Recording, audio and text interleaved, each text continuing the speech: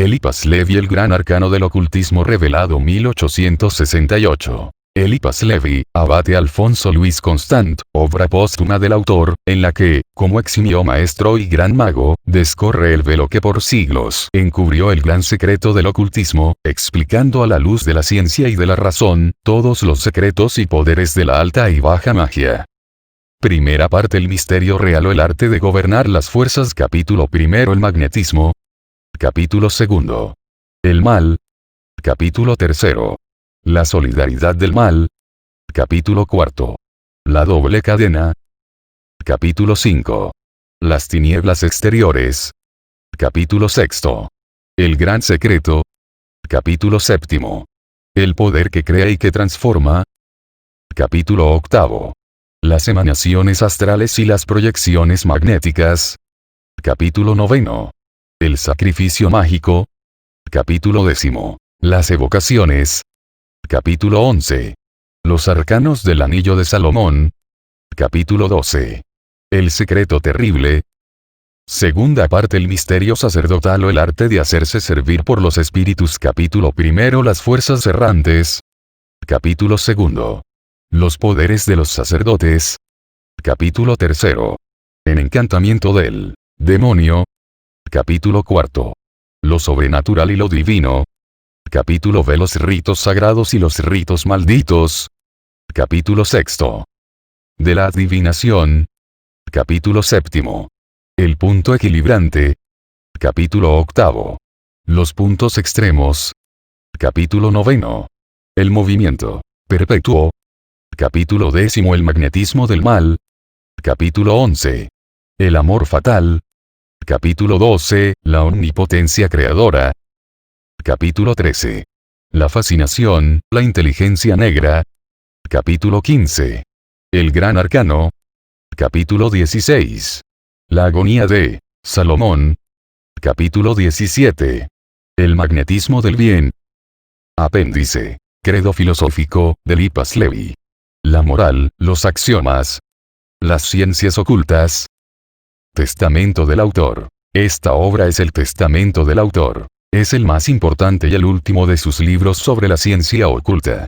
Está dividida en dos partes. Primera parte: el misterio real o el arte de hacerse servir por las fuerzas. Segunda parte: el misterio sacerdotal o el arte de hacerse servir por los espíritus. Este libro no tiene necesidad de presentación ni de prefacio. Las obras precedentes del autor pueden servirle ampliamente de prefacio y de introducción. En él está la última palabra del ocultismo y fue escrito con la mayor claridad posible. ¿Puede y debe ser publicado este libro? Lo ignoramos al escribirlo, pero juzgamos que podíamos y debíamos hacerlo. Si aún existen verdaderos iniciados en el mundo, es para ellos que escribimos y es solo a ellos a quien corresponde juzgarnos. Eliphas Levi, abate Alfonso Luis Constant, septiembre de 1868. Eliphas Levi. El abate Alfonso Luis Constant, que bajo el seudónimo de Eliphas Levi se destacó como gran mago y cabalista en el siglo pasado, nació en París el 8 de febrero de 1810 y falleció en la misma ciudad el 31 de mayo de 1875. Por sus biógrafos sabemos que este maestro fue, antes que todo, un artista delicado y que solo después de haber presentido el culto de lo bello, obedeciendo al impulso de su alma generosa sedienta de bien, ingresó, ardiente de piedad y fe, a la Orden de San Francisco, en la que recibió órdenes sacerdotales. Las doctrinas sociales del Cristo lo subyugan, lo arrastran, quiere ser un nuevo apóstol que ha de llevar fuera de los muros del convento la savia vivificante del amor, la justicia y la verdad, aspiración que ve realizarse en 1839, año en que es separado de la orden franciscana.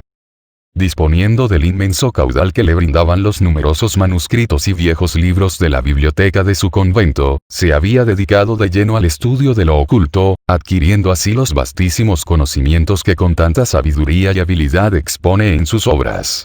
Con el tesoro de conocimientos adquiridos en los años de vida conventual, dedicados a su ministerio y al estudio, se lanzó en busca de lo desconocido, se le abrieron las puertas de las sociedades iniciáticas de Oriente y de Occidente, y le fueron conferidas altas iniciaciones. El iluminismo y la hermandad de los Rosacruz lo contaron entre los suyos. Viajó como apóstol, fue vejado y perseguido. En 1875 terminó su vida, pobre pero altivo. Entre sus numerosas obras que han sido la fuente más abundante del ocultismo y misticismo desde su tiempo hasta hoy, pueden citarse, como publicadas en diversos idiomas, las siguientes: Dogma y ritual de la alta magia. Historia de la magia. El libro de los esplendores. La Science des Esprits. Le Catéchisme de la Paix. Clefs. Majeures et clavicules de Salomón. Le Clef des Grands Mystères. El gran arcano del ocultismo revelado. Su convicción y su pensamiento se revelan magistralmente en su maravilloso credo filosófico. Creo en lo desconocido que Dios personifica, probado por el propio ser y por la inmensidad, ideal sobrehumano de la filosofía. Perfecta inteligencia y suprema bondad. Su doctrina. Los cabalistas consideran a Dios como el infinito inteligente, amante y viviente. No es para ellos ni la colección de seres, ni la abstracción del ser, ni un ser filosóficamente definible. Él está en todo, distinto de todo y mayor que todo.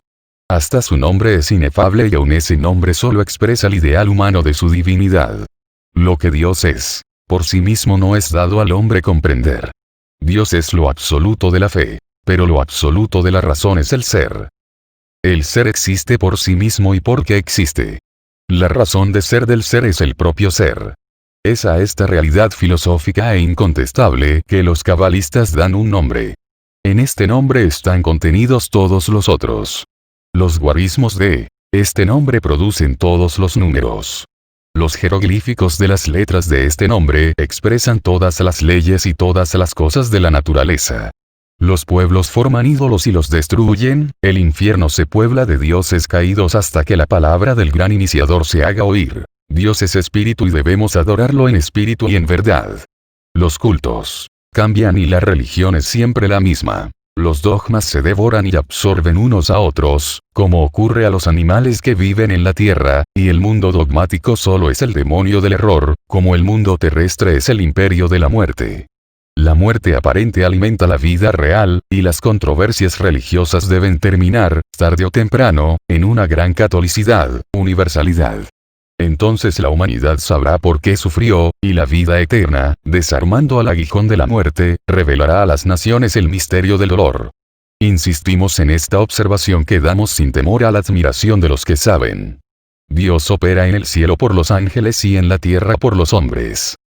Eliphas Levi no fue solo un realizador teórico, pues en su vida hay muchos prodigios realizados que testimonian su profundo conocimiento y dominio de las prácticas ocultas. Hechos, no palabras, constituyen la vida de este maestro iluminado, considerado por muchos como el más potente verbo de su época, y a quien los ocultistas más renombrados reconocen como el restaurador e iniciador del movimiento ocultista contemporáneo. El por 1000 títulos célebre Estanislao de Guaita, restaurador de la Rosacruz cabalista de Francia, discípulo predilecto de Eliphas Levi y continuador de su obra, dice, del maestro. En nuestros días, un genio se ha manifestado para reconstruir más suntuoso, más colosal que nunca, el templo de Salomón Rey. Pensamiento vasto y sintético, estilo luminoso y rico, imperturbable lógica y ciencia segura de sí misma. Eliphas Levi es un mago completo. Los círculos concéntricos de su obra abarcan la ciencia entera y cada uno de sus libros testimonia con significación precisa su razón absoluta de ser. Su dogma, enseña. Su ritual, prescribe. Su historia, adapta. Su llave de los grandes misterios, explica. Su hechicero de Meudon, predica y exalta con el ejemplo. En fin, su ciencia de los espíritus, trae la solución de los más elevados problemas metafísicos. Tal es la personalidad esclarecida del eminente autor de El Gran Arcano de Ocultismo, obra que por primera vez se traduce al español. Primera parte. El misterio real o el arte de gobernar las fuerzas. Capítulo 1. El magnetismo. El magnetismo es una fuerza análoga a la del imán. Está diseminado en toda la naturaleza. Sus caracteres son la atracción, la repulsión y la polarización equilibrada.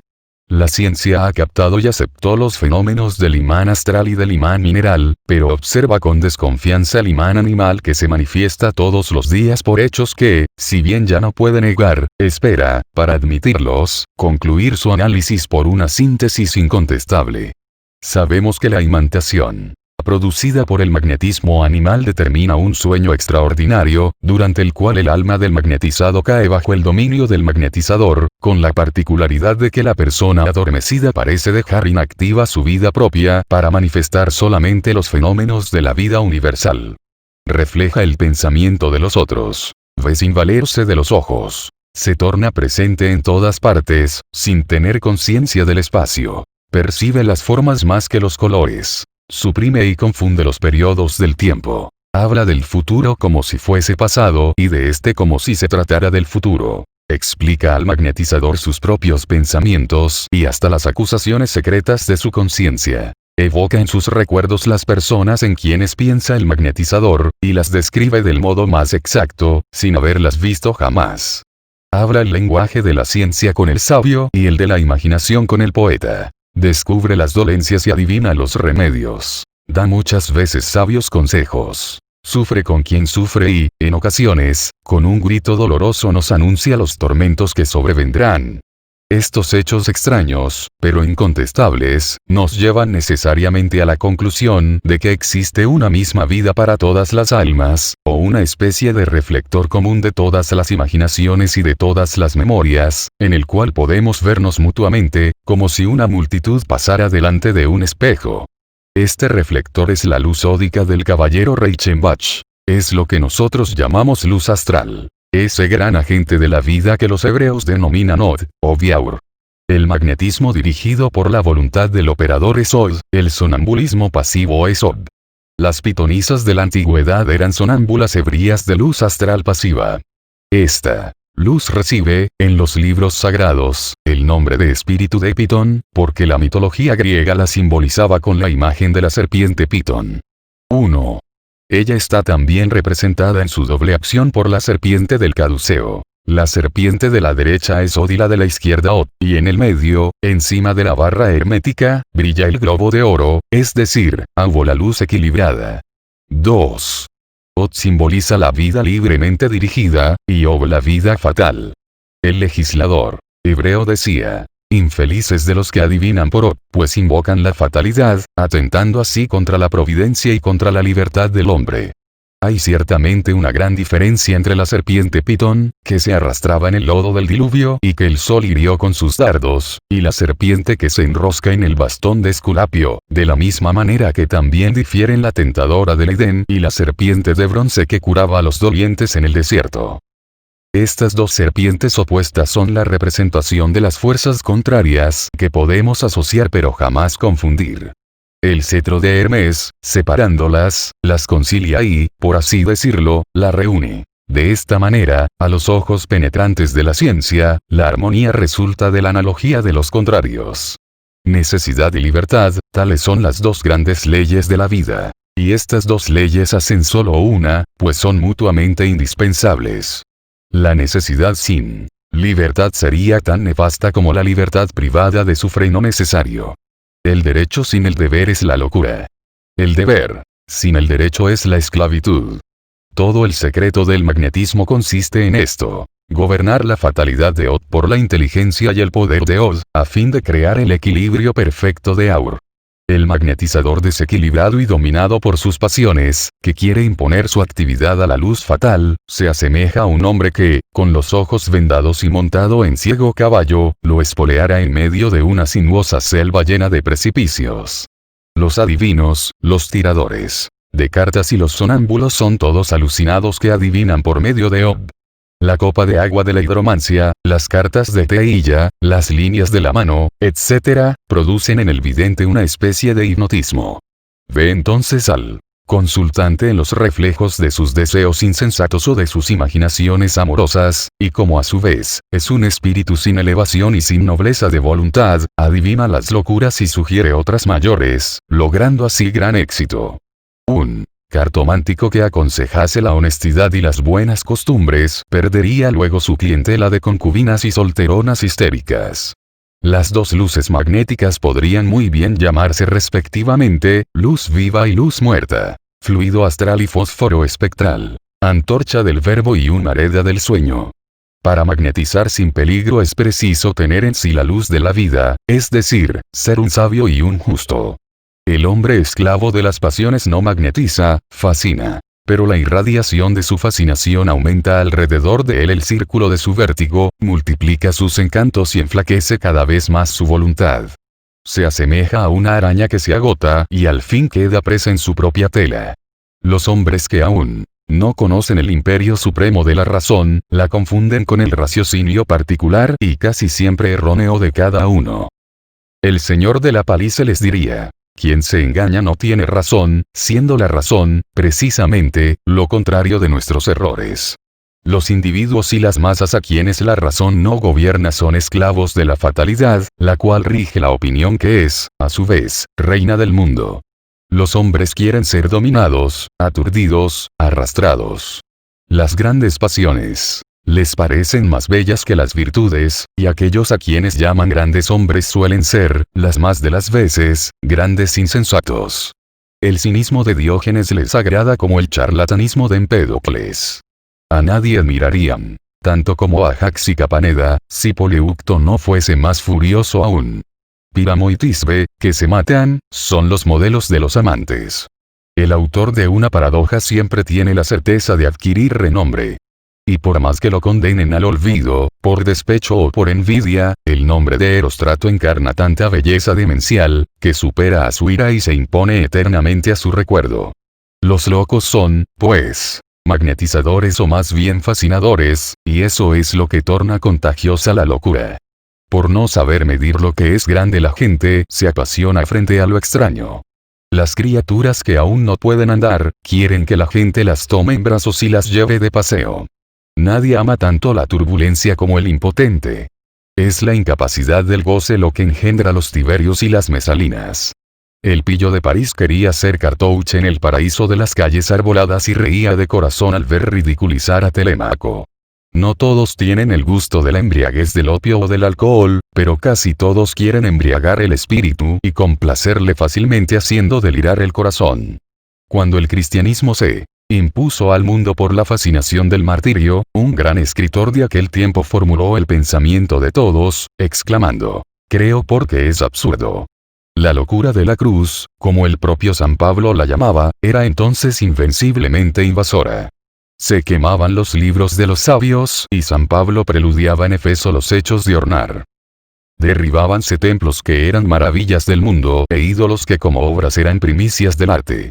Tenían el gusto de la muerte y querían despojar la existencia presente de todos sus ornamentos para desprenderse de la vida. El disgusto de las realidades siempre acompaña al amor de los sueños. Quam sordet eius dum coelum aspicio. Dice un célebre místico. Literalmente, cuán sucia se torna la tierra cuando contempla el cielo. Tu mirada, al perderse en el espacio, es la que mancha a la tierra, tu nodriza. ¿Qué es, pues, la tierra sino un astro del cielo? ¿Será porque te lleva encima que la ves inmunda? Que te lleven al sol y tus disgustos también lo enturbierán. ¿Sería el cielo más limpio si estuviese vacío? ¿No es acaso admirable contemplarlo en el día cuando ilumina a la tierra y en la noche cuando brilla con una multitud innumerable de planetas y de soles? ¿No será que la espléndida tierra, la tierra de los inmensos océanos, la tierra exuberante de árboles y flores se torna una inmundicia para ti porque pretendías lanzarte en el vacío? El vacío está en tu espíritu y en tu corazón. Es el amor por los sueños lo que mezcla tantos dolores a los sueños de amor.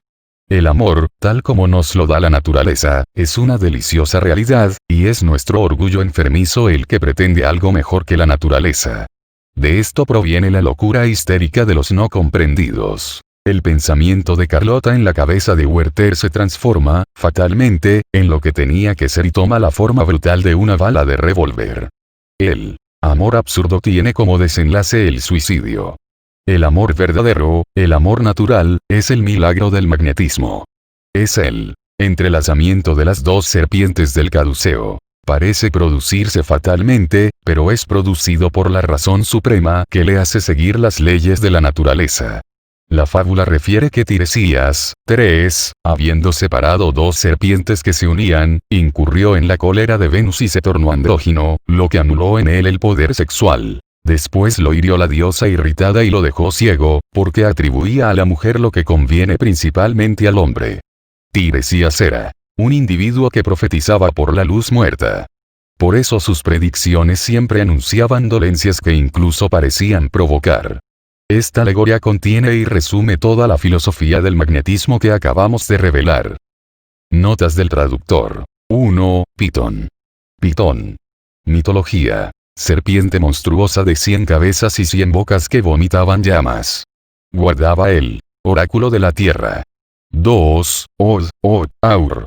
Od, fluido magnético generado por los cuerpos minerales, vegetales y animales, visible para los sensitivos en estado de vigilia. Es la luz ódica del varón de Reichenbach, palabra sacada de la cábala hebrea, en la cual ella representa solo el polo positivo de la luz o fluido astral. Od, el polo contrario de la misma luz. Aur, en cábala representa a la luz, primera manifestación del verbo creador. Cuando esta luz se polariza positivamente, es decir, en el sentido del bien, se llama Od, y cuando se polariza negativamente en el sentido del mal, es Od. La misma luz, primaria en su grado de manifestación inferior, recibe el nombre de Aur, el fuego. 3. Tiresias. Adivino griego a quien en Tebas adoraron como un dios.